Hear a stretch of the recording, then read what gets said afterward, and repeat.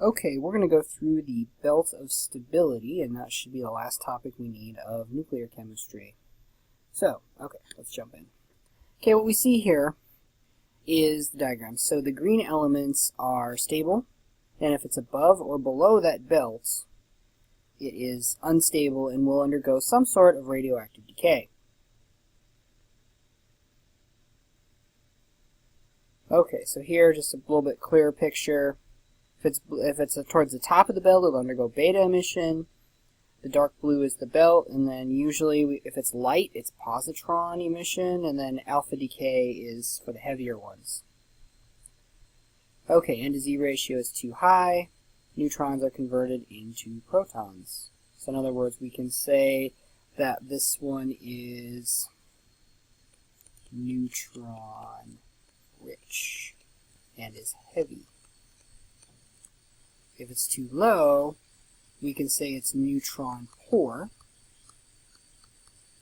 and its weight is, I would call, light. Okay, I need to explain light versus heavy. Heavy means weighs more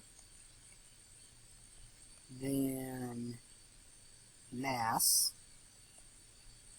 from periodic table. So if we look at the periodic table, that gives us some idea about what the most stable isotope of each element is. So light weighs less than mass from periodic table. Okay, so reminding ourselves, beta emission forms protons. So the neutron rich do it. And then this is neutron poor. The neutron forms N. Those that are poor do this. So we got heavy, and then these guys are for the light elements. Okay, so continuing on. Let's break down magnesium. So okay, magnesium 22. If we take a look at the periodic table, we see that magnesium weighs 24. So therefore, this element is light, and if it's light, it undergoes positron emission or electron capture. Okay, let's look at this next example, hafnium-151. I'd encourage you to try it and then unpause and look and see what happened.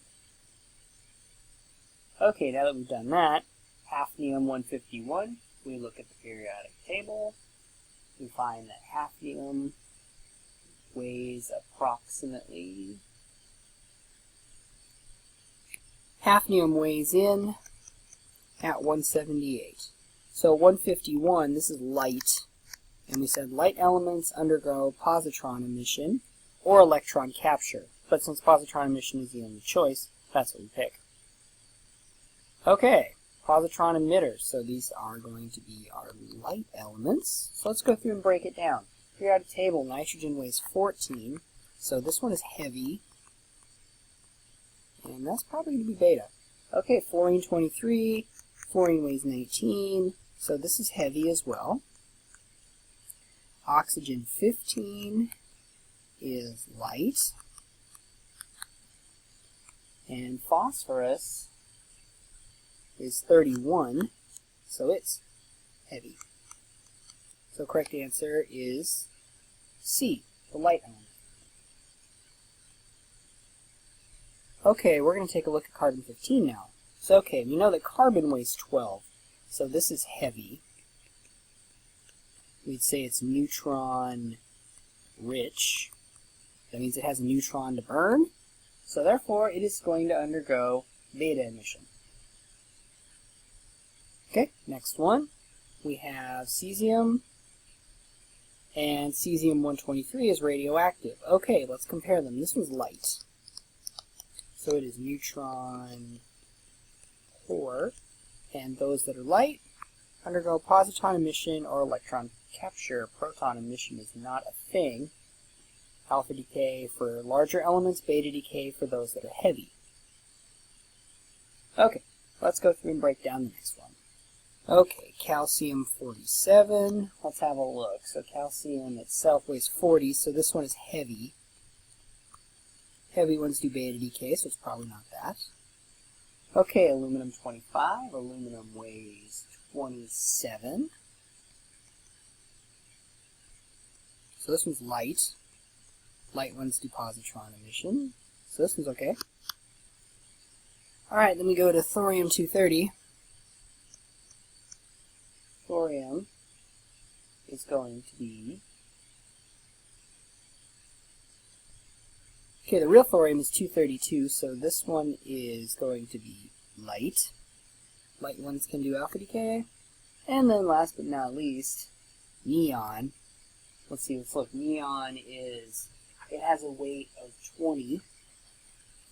So D is heavy. Heavy elements do beta decay. Therefore, D is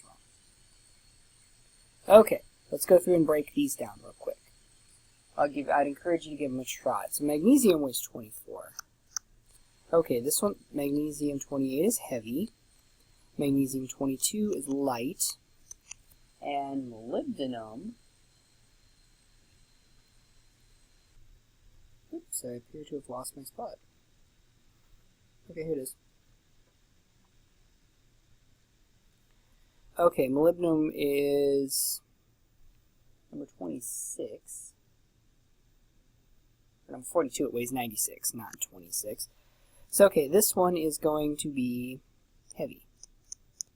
So heavy, so this is beta, this is positron / E minus, and then this is going to be beta as well. And that's what we can see. So, okay, lead weighs 207. So this is light. Positron / E minus, let's just call it E minus for simplicity. Lead 212 is heavy. So that is beta. And xenon 114 is going to be light. Because actual xenon was 131, so this is going to be positron / electron capture. Okay. That's the end of it. Thank you for watching, and if you have any questions, feel free to ask.